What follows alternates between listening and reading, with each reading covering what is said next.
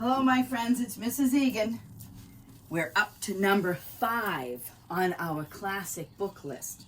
So number 1 was Peter Rabbit. We did not read that. Remember I told you I couldn't find it? I think I have a copy that's about this big that's hidden in a memory box for my oldest son. Book number 2 was Velveteen Rabbit, right? Classic edition by Marjorie Williams Bianco. We read that. And then book number 3 was The Little Engine That Could. Remember? By Waddy Piper. I did a redo. This is one illustrated one, and this is a newer one, right? I showed you the difference between those two.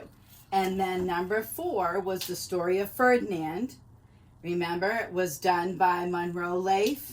He wrote the story so that he could get his friend Robert Lawson to get some of his pictures out there and become famous, which he did, by the way. And remember some of these pictures, right? Ferdinand Darboux, okay? So number 5 is Mike Mulligan and his steam shovel. And it is the story and pictures by Virginia Lee Burton. Do you notice anything similar? I don't know if they did that on purpose or not. They both, what, red books, right? With mostly black and white. Ferdinand stayed black and white. You'll see Mike Mulligan has more color to it. So before I get going, I want to tell you a little bit about a steam shovel. So steam shovels were some of the very first machines that moved dirt, other than animals and man digging with a shovel, his hands, or whatever. A steam shovel was the first engine, something that had fuel to it. So steam shovels were the things that did lots and lots of work, digging holes and moving dirt in back in the 1800s and the early 1900s. And you'll see that in the story. It would be a good thing to go look up a steam shovel. And the only reason why Mrs. Egan really even was thinking about it is because my house has steam in it. We have radiators, and we don't have water that goes through the radiators to heat the house in the winter. We have steam, and there's this little thing at the end of the radiator that sometimes whistles, kind of like a teapot. And that's how it works. The water is heated up in the basement with the gas that comes in the house, and the steam is pushed through all the pipes in the house, and it goes up into my radiators, and that's how we stay warm in the wintertime. So I was kind of curious about how does steam work. And so when you're done with the story, watching the video, go look up steam shovel, go look up steam boiler, go look up how does a steam boiler work. This steam shovel, they put coal into the fire part of it. So it had to have fire and the coal burned through some water, and the water, when water gets really hot, what happens to it? It turns into steam, right? And so that steam is what created the pressure and the power to make the shovel work, all right? At least I know a little bit about that. Be a great thing to go look into and find out. It'll list a couple of things, the story will, what steam shovels were part of creating. And man, if anybody here is into architecture or construction, there's a lot of really good stories behind what steam shovels made in the late 1800s, early 1900s, worldwide, I would imagine. Okay, Mike Mulligan and his steam shovel. This is a story, by the way, that takes place in Massachusetts. So even though it takes place in a town that you'll find out soon enough, Virginia Lee Burton, when she had gone to a town meeting, she was sketching some of the people and things that were going on at the town meeting, and she ended up turning it into a story. And so the whole thing takes place actually somewhere just north of us, sort of near the water. I won't give you the name of the town. You can go look that up. So this is Mike Mulligan and his steam shovel. Now, if this was a hardback, right? This is a softback because I can bend it, right? It might have had wallpaper. I'd be curious to know if anyone out there has a hardback. Go look and tell me someday what the wallpaper is, because here, let me get to the back page.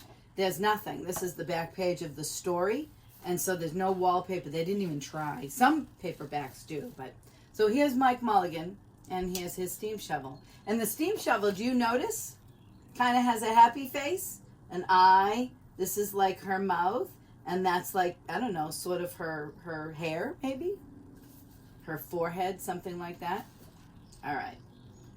Mike Mulligan and his steam shovel. Here's our half title page. Story and Pictures by Virginia Lee Burton. It is a Houghton Mifflin Company book. And let me tell you something, a little secret. They made a mistake. Do you remember Mrs. Egan did a redo on her Little Engine That Could video?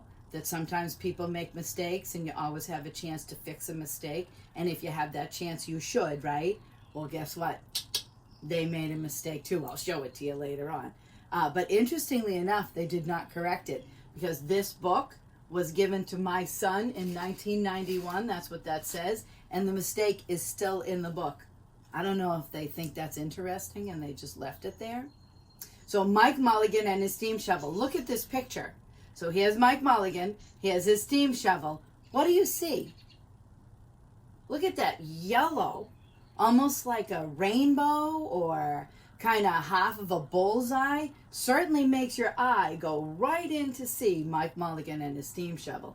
I'm not really sure. What else could that yellow be? Could be the rays of the sun. Could be a light. I don't know. I think we'll see it again though. Okay? Keep that in mind. It is dedicated to Mike. Now, keep an eye on that picture because you're going to see that again. All right? That's Mike. I don't know who Mike is. I went to look up Mike. I don't know who Mike is. Haha! There's our yellow again, right? Maybe it's just a way to frame the picture. It's certainly a bright color. Mike Mulligan had a steam shovel. A beautiful red steam shovel. Her name was Mary Ann. Mike Mulligan was very proud of Mary Ann. He always said that she could dig as much in a day as 100 men could dig in a week. But he had never been quite sure that this was true. So he loves her and he's so proud of her that he's bragging a little bit. She's so awesome. She can do this huge thing. We all do that a little bit. That's all right. It shows he loves her. Mike Mulligan and Mary Ann had been digging together for years and years. Mike Mulligan took such good care of Mary Ann, she never grew old. And that's true. If you take good care of your machinery and your cars and your bicycles and things like that, they really will last a very long time. You have to give them some TLC, tender loving care. And that's what Mike did. See, there's Mary Ann right there. It was Mike Mulligan and Mary Ann and some others who dug the great canals for the big boats to sail through. That's true. If you go look up who dug the Panama Canal, it was steam shovels. According to Mike, it was Mary Ann. It was Mike Mulligan and Mary Ann and some others who cut through the high mountains so that trains could go through. That is also true. At the turn of the century, there were lots of steam shovels who dug through mountains so that the trains didn't have to go around. It made a straighter line, right? And trains were a huge form of transportation. We know that from what? The Little Engine That Could, right? That's how they got things and people from here to there. It was Mike Mulligan and Mary Ann and some others who lowered the hills and straightened the curves to make the long highways for the automobiles.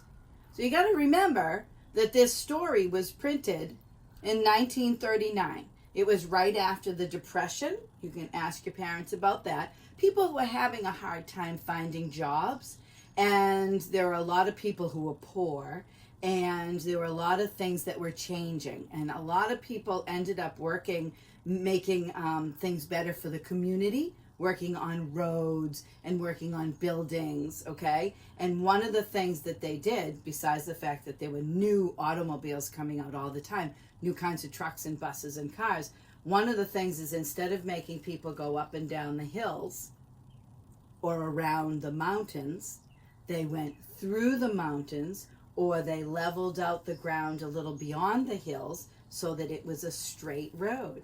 Because you use more fuel, both in your body and in your automobile or your truck, to go up a hill and then down a hill, just like our little engine, right? Took an awful lot of energy to get up that hill. And so Mike Mulligan and Mary Ann and others dug through and made straight roads. It was Mike Mulligan and Mary Ann and some others who smoothed out the ground and filled in the holes to make the landing fields for the airplanes. See the airplane coming in right there?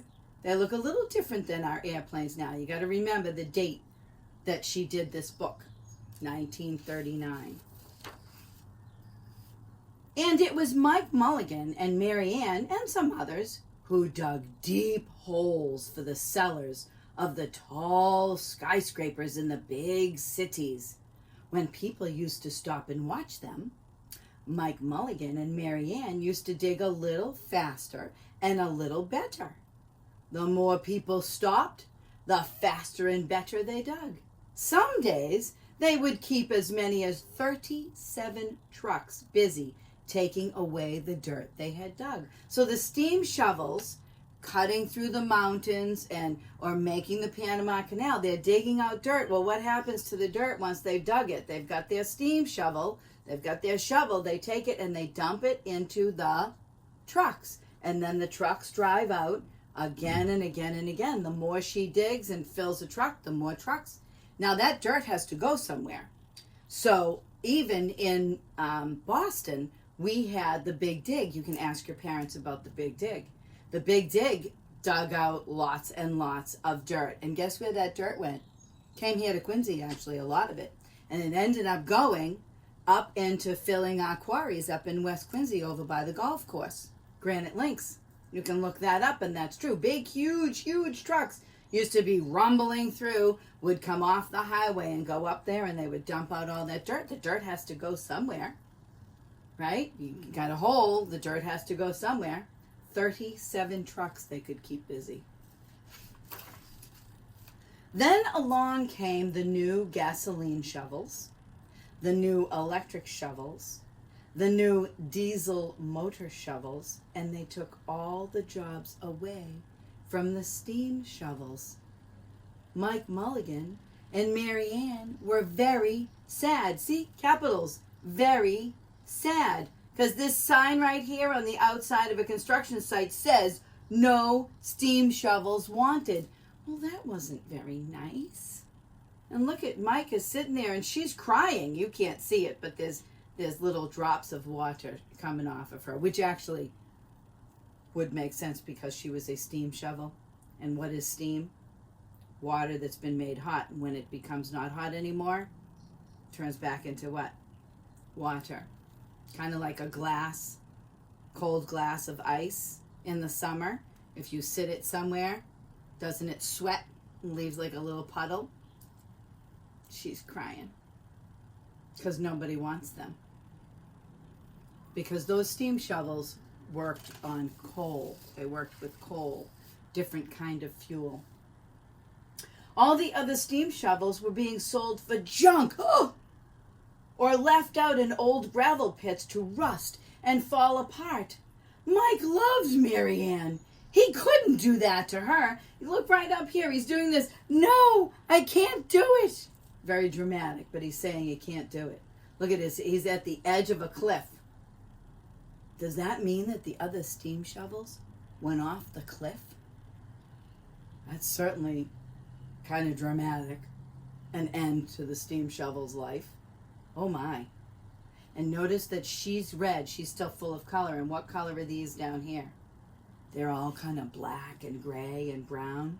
And if you probably can't see them, but they all have very sad faces on them. He had taken such good care of her that she could still dig as much in a day as 100 men could dig in a week. Right? At least he thought she could, but he wasn't quite sure. Everywhere they went, the new gas shovels, the new electric shovels, and the new diesel motor shovels, they had all the jobs. No one wanted Mike Mulligan and Mary Ann anymore. Then one day, Mike read in a newspaper that the town of Popperville, remember I said the author went to a town meeting? It wasn't Popperville, but that's what she calls it. Popperville was going to build a new town hall. "We are going to dig the cellar of that town hall," said Mike to Mary Ann, and off they started. All right, he's determined. They left the canals and the railroads and the highways and the airports and the big cities where no one wanted them anymore. And they went way out in the country. So why did she make that list? Anybody remember? Those were the things that Mike Mulligan and Mary Ann had participated in before, right? They did the canals. I told you to look up Panama Canal. The railroads, just like the little engine that could. The highways, remember, instead of the rolling hills, they went straight roads. The airports, old-fashioned airplanes. And the big cities where they sent 37 trucks out of the hole with the dirt somewhere. Okay, so here they are now out in the kind of the country. They crawled along slowly, up the hills and down the hills, till they came to the little town of Popperville. Kind of already feels like it's sweet, doesn't it? Up the hills and down the hills to the little town of Popperville. And see, here's all these lovely little houses. There's a church, there's a country store, there's somebody farming, and they're all standing around this green spot in the middle of the town. Now, if you could see this really closely, pretty sure that's Mike. Remember the guy we dedicated? And a couple of these people, wait, you'll see them. They'll come into the story. I also want you to keep your eye on the vehicles, the way, means of transportation, the way people come to see Mike Mulligan and the steam shovel, okay? I want you just to keep your eyes open. When they got there, they found out that the selectmen were just deciding who should dig the cellar for the new town hall. Mike Mulligan spoke to Henry B. Swap, one of the selectmen. "I heard," he said, "that you are going to build a new town hall. Mary Ann and I will dig the cellar for you in just one day." "What?" said Henry B. Swap. "Dig a cellar in a day? It would take 100 men at least a week to dig a cellar for our new town hall." "Sure," said Mike, "but Mary Ann and I can dig as much in a day as 100 men can dig in a week," though he had never been quite sure that this was true. And then he added, "If we can't do it, you won't pay." Henry B. Swap thought that this would be an easy way to get part of the cellar dug for nothing, no money. So he smiled in a rather mean way, and he gave the job of digging the cellar of the new town hall to Mike Mulligan and Mary Ann. So here's Mike Mulligan. This is Mr. Swap, Henry B. Who did we think that is? That's Mike. We saw him in the beginning. Okay? And these are other people that are going to come. Wait till you see. They started in early the next morning, just as the sun was coming up. Soon a little boy... Right? Hold on. Let me see if I can find him. Right? Mike? Exact same picture. Soon a little boy came along. "Do you think you'll finish by sundown?" he said to Mike Mulligan. "Sure," said Mike. "If you stay and watch us, we always work faster and better when someone is watching us." So the little boy stayed to watch.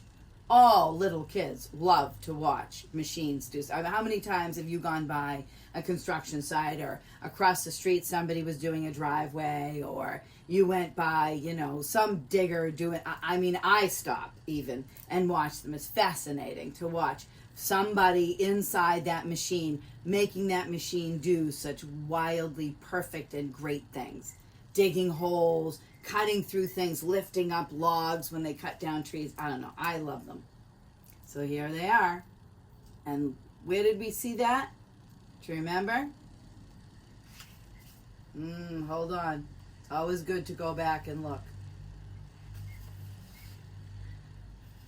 Kind of the same thing, right? So that's the sun. So there we are. We're at the sun up. They're there bright and early.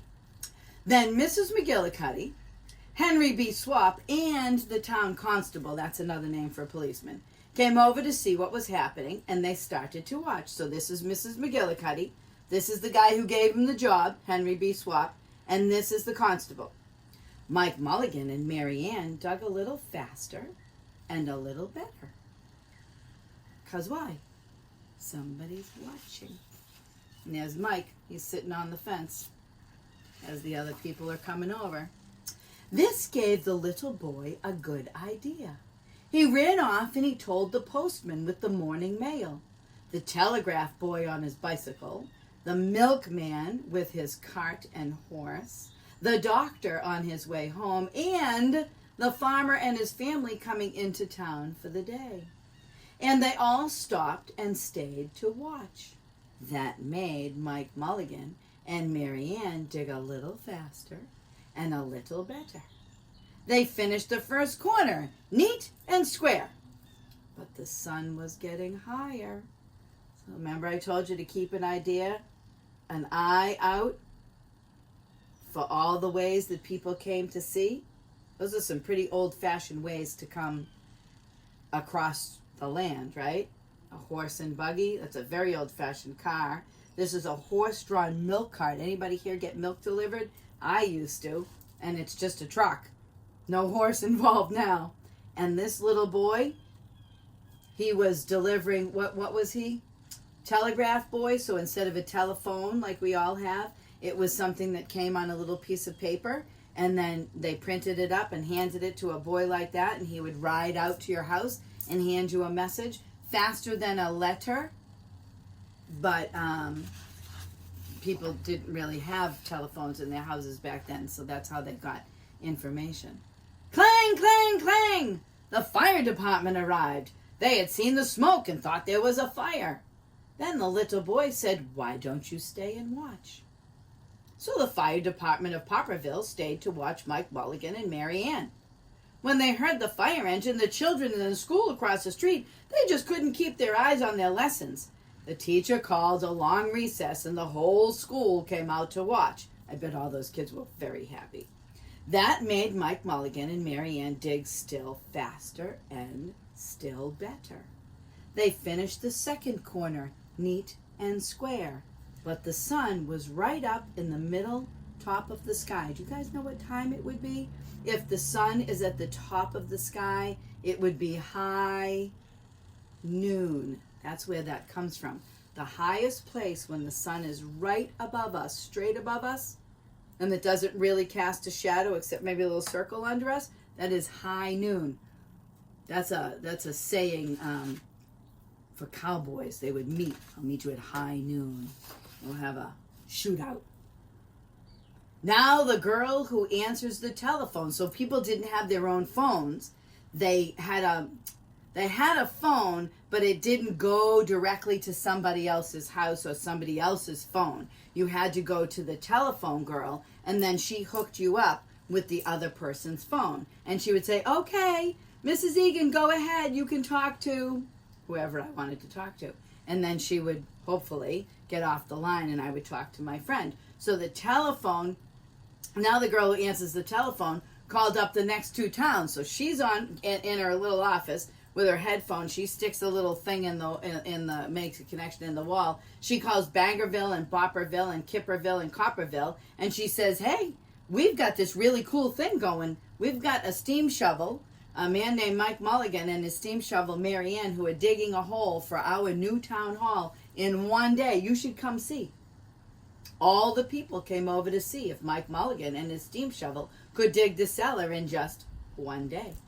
The more people came, the faster Mike Mulligan and Mary Ann dug. But they would have to hurry. They were only halfway through when the sun was beginning to go down. That's right. So if it's come up and it's high noon, now anything after 12 o'clock, it's going down.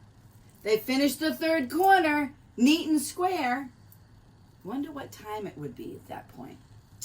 I don't know. What do you think? Maybe like 2:30, something like that? Considering they did two corners by noon. Now, I want you to look at this picture. Notice all these people here. They're all leaning forward. Why are they leaning forward? Can you tell? What are they trying to see? Mike Mulligan and Mary Ann. So the illustrator, author illustrator, drew them all leaning forward to let you know that they're anticipating the work that they're doing in that hole. Because everyone's excited. Never had Mike Mulligan and Mary Ann had so many people watch them. Never had they dug so fast and so well. And never had the sun seemed to go down so fast. Hurry, Mike Mulligan, hurry, hurry, shouted the little boy. There's not much more time. Dirt was flying everywhere, and the smoke and steam was so thick that the people could hardly see anything. But listen. Bing, bang, crash, slam. Louder and louder, faster and faster. Look at that. You can tell there's a whole lot going on right there, right? It's all kind of going like a tornado almost, right? Now, if you can see this page, there are like 4 different sizes of font on this page. You know what that means? That means that the letters, the print, keeps changing size. Hurry Mike Mulligan is a little bit bigger. It's not all caps, but it's larger. And then this one here is smaller. Okay? So the sound was a little bit, is written out as a little bit smaller. And I don't think it needs to be, because look at how loud that picture is. That is just, wow, there's a lot going on there. The smoke is from the coal that she's burning, and the steam is from the energy that she's using. And see all the dirt, man, that stuff is just flying. Puff, puff, puff. I think I'd be coughing if that was happening around me. Then suddenly, it was quiet. Slowly, the dirt settled down. The smoke and steam cleared away. And there was the cellar. All finished. 4 corners, neat and square, 4 walls, straight up and down, and Mike Mulligan and Mary Ann at the bottom. And the sun was just going down behind the hill. So depending on the calendar, we could come up with a time for that. But I'm guessing, since most people are out and they don't have winter coats, this is probably sometime in what? Maybe the summer, okay? Because I didn't see leaves and people were planting things. So we're going to say it's the summer. The sun doesn't go down now till what? Like 7:30? That's a lot of hours for them to be working. Hooray, shouted the people. Hooray for Mike Mulligan and his steam shovel. They had dug the cellar in just one day. But something's wrong. Suddenly, the little boy said, "How are you going to get out?" "That's right," said Mrs. McGillicuddy to Henry B. Swap. Remember, those are some of the first people that came to watch. How is he going to get the steam shovel out? Henry B. Swap didn't answer, but he smiled in a rather mean way. Then everybody said, "How are they going to get out?" "Hey, Mike! Hi, Mike! Hey, how are you going to get your steam shovel out?" Mike Mulligan looked around at the 4 square walls and the 4 square corners, and he said, "We've dug so fast, and we've dug so well, that we've quite forgotten to leave a way out." Nothing like this had ever happened to Mike Mulligan and Mary Ann before, so they didn't know what to do. Normally they would have dug and then with the digging made a ramp for Mary Ann to drive out, and she would have dug behind her and then dug the rest of it out from up above, because she needed to use her little wheels, right, and go up and get out of the hole, but they forgot. Nothing like this had ever happened before in Popperville, and everybody started talking at once, and everybody had a different idea, and everybody thought that his idea was best, and they talked and they talked and they argued, they fought, till they were quite worn out, and still no one knew how to get Mike Mulligan and Mary Ann out of the cellar that they had dug. Then Henry B. Swap said, well, the job isn't finished because Mary Ann isn't out of the cellar, so Mike Mulligan won't get paid. And he smiled again in a rather mean way. I don't think I like this guy. Now the little boy, who had been keeping very quiet, had another good idea. He said, "Excuse me, why couldn't we leave Mary Ann in the cellar and build the new town hall above her? Let her be the furnace." Remember I told you Mrs. Egan has a steam furnace. "Let her be the furnace for the new town hall, and let Mike Mulligan be the janitor. Then you wouldn't have to buy a new furnace, and we could pay Mike Mulligan for digging the cellar in just one day." What do you think? I mean, Mary Ann and Mike weren't getting a lot of jobs because the electric and the gas and the diesel engine shovels were getting all the work, right? And they had to go all the way out into the country to find this job. So there weren't probably going to be a ton more jobs left. And Mary Ann is in great shape. She works beautifully. And she creates steam that can make heat and power. She was using it as power to dig, but what I tell you, Mrs. Egan uses it to heat her house, right? Not a bad idea. Can you see this right down here? It says acknowledgments to Dickie Birkenbush. So the author did this whole story, okay? But she couldn't figure out how to get them out of the basement. She had done the whole story, and she had them, dig it in a day and whatever, and there they are. And she was having dinner with some friends and their children in Chestnut Hill, Boston, and said, "So I've been writing this story, and this is what happened, and I just don't know what to do." And one of her friends had a little boy. He was about 11 or 12 years old. He said, "I think I know what you can do. Why don't you just leave the steam shovel in the basement and let it become the furnace? My dad works at a building where they have a steam furnace. I know that that's what it can do." So the author took his advice, made it into the story, but Houghton Mifflin, when they wrote the book and the person did all this font and text message, wrote his name wrong. So they wrote Birkenbush with an I instead of an E. It should be B-E-R-K, but they wrote B-I-R-K, and it's still written incorrectly, spelled incorrectly in my book, even though it's a 1991 version of the book. I don't know. But a little boy really came up with that idea. So she wrote it into the story. "Why not?" said Henry B. Swap, and he smiled in a way that was not quite so mean. "Why not?" said Mrs. McGillicuddy. "Why not?" said the town constable. Remember, those are the three people who came over after the little boy came over? "Why not?" said all the townspeople. So they found a ladder. They climbed down into the cellar to ask Mike Mulligan and Mary Ann, "What do you think about this idea?" "Why not?" said Mike Mulligan. So it was decided, and everybody was happy. Even Mary Ann, look, she's smiling.